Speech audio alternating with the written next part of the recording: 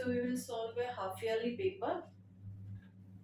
So the first question, section A. You have in this paper you have 16 questions in section A.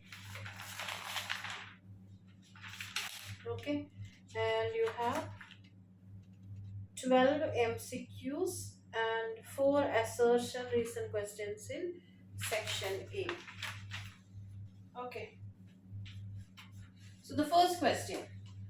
2-point charges placed at a distance r in air exert a force F on each other. At what distance these charges experience the same force F in a medium of dielectric constant K. So you have 2-point charges separated at a distance r. It experiences a force F. So the first question. So you have 2-point charges Q1, Q2 separated by a distance r. So the formula is 1 by 4 pi epsilon naught Q1, Q2 by r square. That is the force experienced. Okay. Now in the second case, it is kept in a medium of dielectric constant K. So in that case, what is that? The force will be this force by K. Right. If the charges are kept in a medium with the dielectric constant K, then the force will be equal to, the new force will be equal to F by K. Okay, so you can write the new force in the second case. Okay, it will be equal to 1 by 4 pi epsilon naught Q1 Q2 by R square into 1 by K. Okay, why? Because now the new object is placed, or the two charges is placed in a medium with the dielectric constant K. So it is actually F by K. Now these two forces are equal, that is what is given. So what you will do, you will equate the RHS of these two and find the value of this new R dash. This is R dash. Okay, what is the new distance so that these two forces are same? That is the question. So Q1 Q2 will remain the same. The new distance will be R dash. So we will equate these two. 1 by 4 pi epsilon naught Q1 Q2 by R square is equal to 1 by 4 pi epsilon naught Q1 Q2 by R dash square into 1 by K. Q1 Q2 cut, 1 by 4 pi epsilon naught cut. So what you will get, R dash square is equal to R square by K. Or what you will get, R dash is equal to R by root K. So the correct option is option C, R by root K. So the answer for the first question will be option C. Okay. Now going to the second question. Second question, an electric dipole placed in a non-uniform electric field. So the second, hope this is clear. Now going to the second question, an electric dipole kept in a non-uniform electric field. Non-uniform electric field. What will happen? Definitely, I'll just draw. This is a dipole, minus Q plus Q. The electric field is non-uniform. Okay, it's not uniform. Okay, so here the force will be F is equal to what? Q into E, right? The force over this side will be, force on this side will be, you will get this in this direction. The force on this side, it will be in this direction. The force will be in this direction. Force on minus Q will be in this direction. And force on plus Q will be in this direction. Now the force on plus Q is in this direction. As I told you, it is not uniform electric field. So one side it will be more electric field, the other side it will be the less electric field. So I will assume here the force is, here the electric field is more, so the force is more in this side. So what will be the net force? The net force will be this force minus this force. So the net force will be in this direction. So what will happen? The dielectric will experience a force. Okay, and unequal forces, it is experiencing unequal forces. More force in this direction, more force, less force in this direction. So the net force is in this direction. So the dipole will move in this direction And what are the options given? Perpendicular to the diameter? No, it is not moving perpendicular. Parallel to the diameter, correct. It is moving parallel to the diameter in the direction of net force. If this force is more or electric field is more here and this force is more, what will happen? It will move in this direction. Okay, at an angle, so it will not experience torque. C and the options you can say at an angle. No, when it will experience a torque or when it will rotate, if two equal and opposite forces are coming, then only it will rotate. Otherwise, it will move in the direction parallel to its axis in the direction of net force. So for the second question, you will have the answer as option B. Okay, hope it is clear.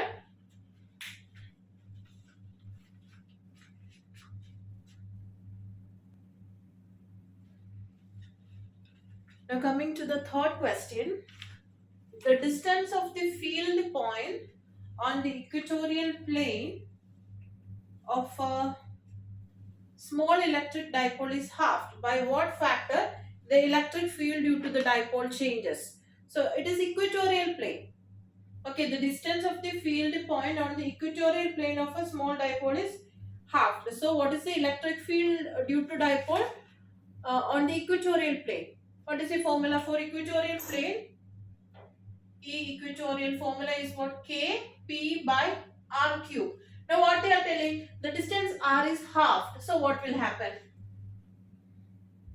Kp by R by 2 the whole cube. So it will be 2 cube is 8, that will go to the numerator, 8 Kp by R cube. So what is Kp by R cube? It is the initial. So 8E. So what is happening? It multiplies 8 times. So the options when you see electric field become 8 times. Answer will be option B.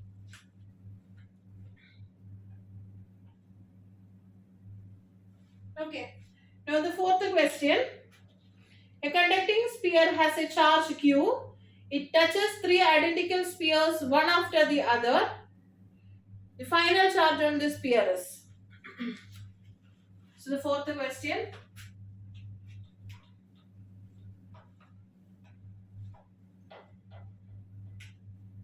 A conducting sphere has a charge Q.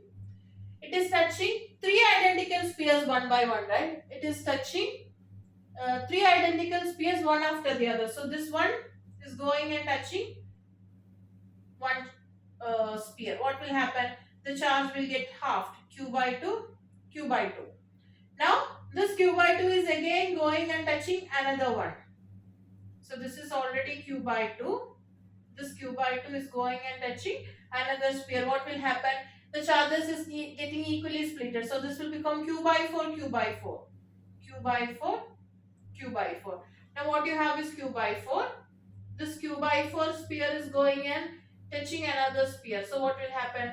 Q by 4 is again equally getting splitted. So this will become Q by 8, Q by 8. So what will be the final charge on this sphere? The final charge on this sphere will be Q by 8. So the answer will be option D. Answer will be option D. Okay, that was question number 4.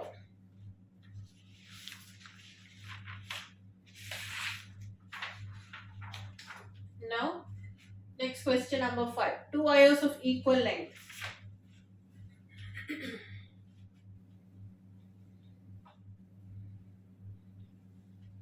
So, two wires of equal length, one copper and other of manganese, have same resistance. Which wire is thicker?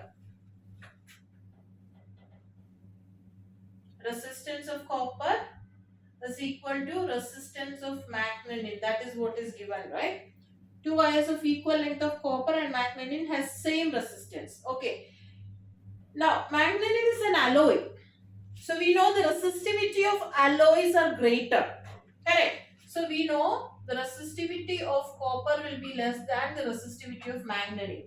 So, here I can write rho C, rho L by A is resistance, right? L by area of copper, which is equal to rho of manganese, L of manganese by area of magnet. LL cut, because it is given in the question, length of copper is equal to length of magnet, both same length. So what you will get, the resistivity is inversely proportional to,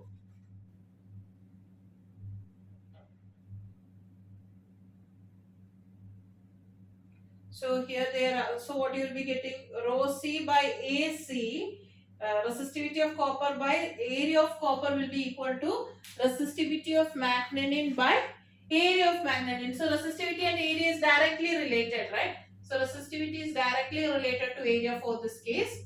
It is directly related. Now what you will get here, resistivity of magnetin is more, right? So resistivity of magnetin is more than resistivity of copper. Therefore, area of magnetin will be greater than area of copper. Okay, so area of magnetin will be more. That means area means it is the cross sectional area. Area of a wire means when you cut, what you will see? You will see a circle. So that is actually the area of a wire. That is the cross sectional area is what they meant by the area. So cross sectional area is more means the wire is thicker. So area of magnetin is more. So the correct option will be option B. Answer will be B. See here, you understood? After this step, what I did is, resistivity of copper I will take like this. I'll just cross multiply. So what I'll get, resistivity of copper by resistivity of magnetin is equal to area of copper by area of magnetin. So they are directly related, right? So they are directly related. That is how you will be getting this relation for this problem. Okay, so area and resistivity is directly related. So resistivity of magnetin is more means area of magnetin will be more. That means magnetin will be thicker. Okay, so here the answer is option B. Now the next question is question number 6.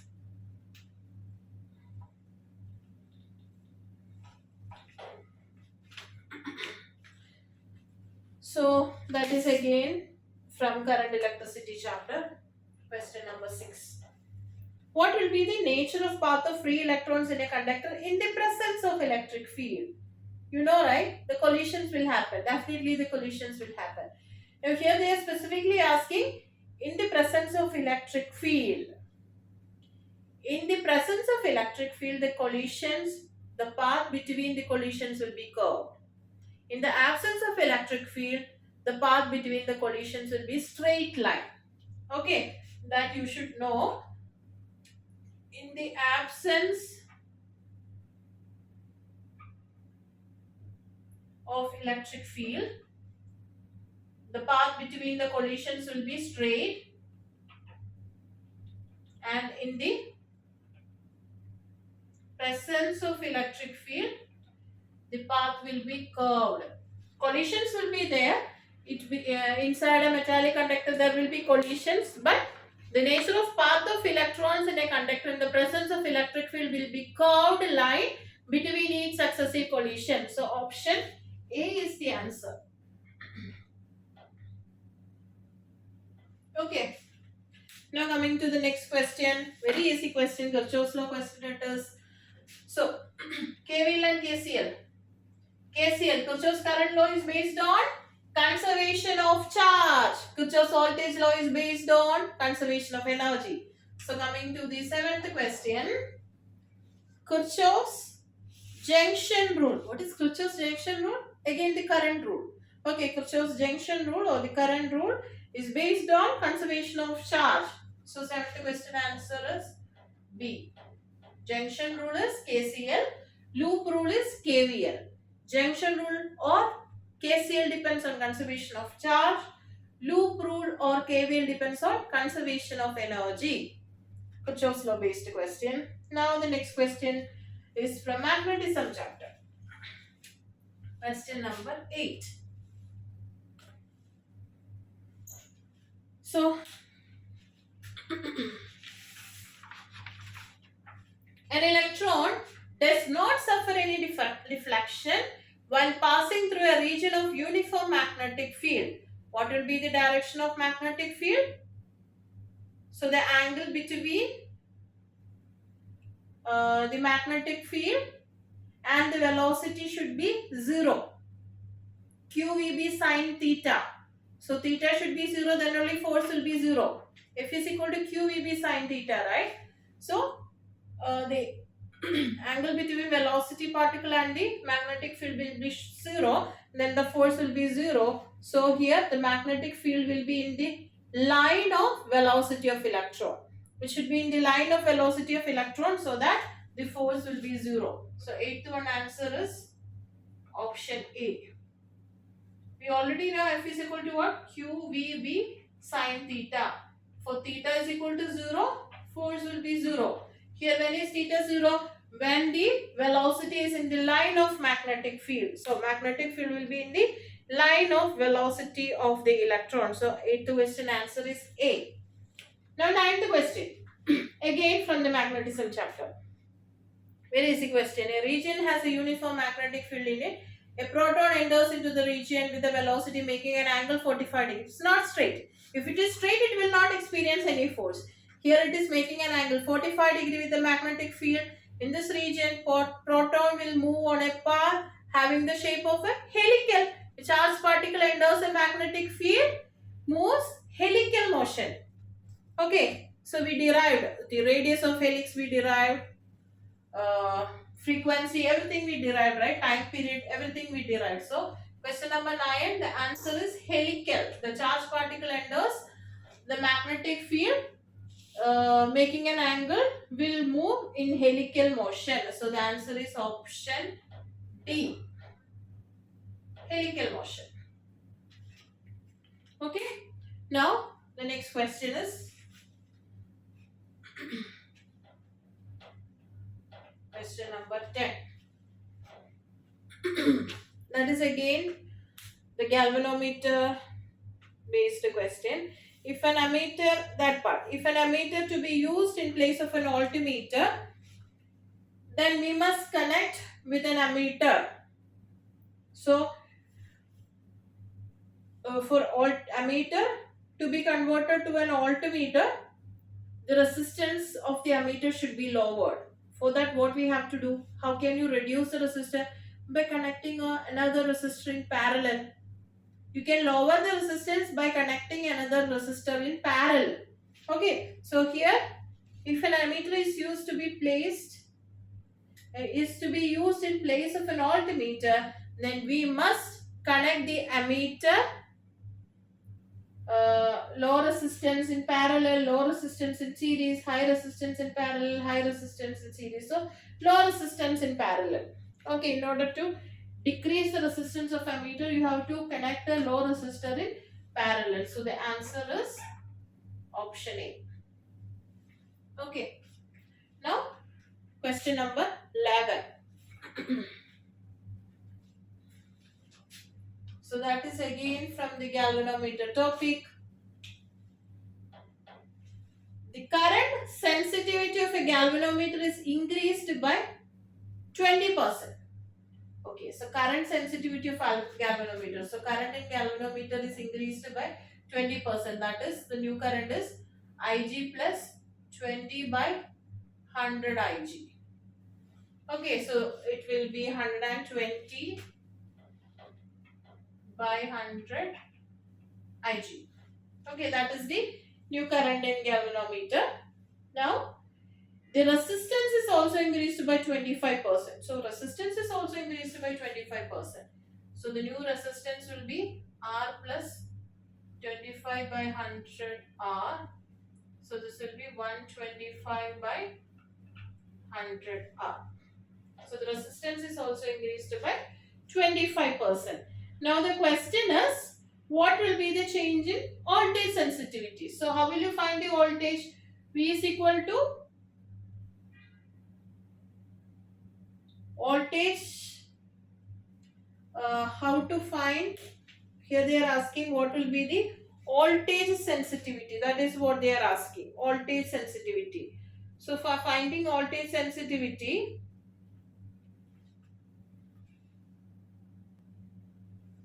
so here current sensitivity we have, the resistance, increased value of resistance we have, what is voltage sensitivity? Current sensitivity by R is the formula.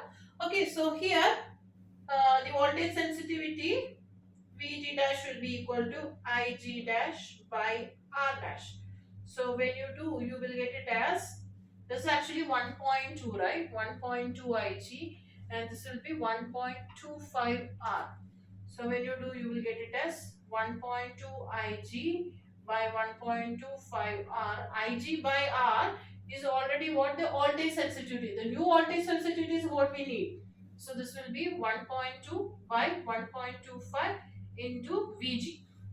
Now, in the question, what they are asking is, if the resistance also increases by 25%, what will be the voltage sensitivity? Their options are increase, decrease, by like that they have given.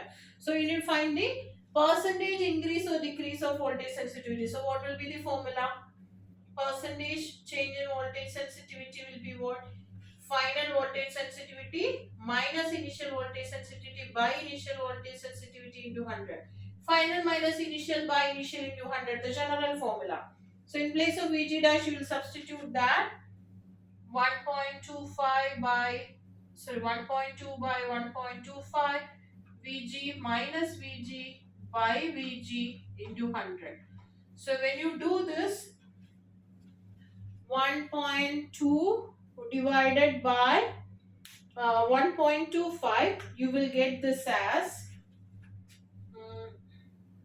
all this will be cancelled, VGs will be cancelled, and this will be 1.2 divided by 1.25 minus 1 into 100 will come. So that when you simplify, you will get it as minus 1 by 4. Okay, minus 1 by 4%. What does that mean? Minus 1 by 4%. What do you mean? Sorry, not y, minus 1 by 4. Minus 1 by 4 into 100. This when you simplify, you will get minus 1 by 4 into 100. So what is that? Minus 4. Minus 4%. What do you mean by minus 4%? Minus 4% means it is decreasing by 4%. That is the meaning. The negative sign shows it is decreasing by 4%. So the correct answer will be option D. Answer for this question will be option D. Decrease by 4%. I'll just show the simplification, okay? I'll just show the simplification. It's actually 1.2 by 1.25 Vg minus Vg by Vg into 100. So I'll take Vg outside. 1.2 by 1.25 minus 1 into Vg by Vg. So Vg cut. So this will be 120 by 125. So this will be equal to 120 by 125 minus 1 into 100. So when you simplify this, you will get this as 1 by 4. 120 minus 125 by 125. So it will be equal to 25 by 125 into 100. So 25 by 125. Sorry, 120 minus 125, here it will be minus 5, right? This will be minus 5. Okay. Now, when you do, this will be 2, 5, 25. So 100 by 25. When you do 100 by 25, there is minus sign also, so you will get it as minus 4. So that is how you will be getting this minus 4%. Okay, so minus 4% shows it is decreasing by 4%. Now the question number 12. Susceptibility is positive 4. So you have a table, right? Susceptibility table you have. Susceptibility is positive for ferromagnetic substances. For ferromagnetic substances, Susceptibility is highly positive. So 12th question, the answer is ferromagnetic, option B. Susceptibility is positive for ferromagnetic substances. Okay, so that is about the first 12 MCQ questions. Now next we have assertion reason. Okay,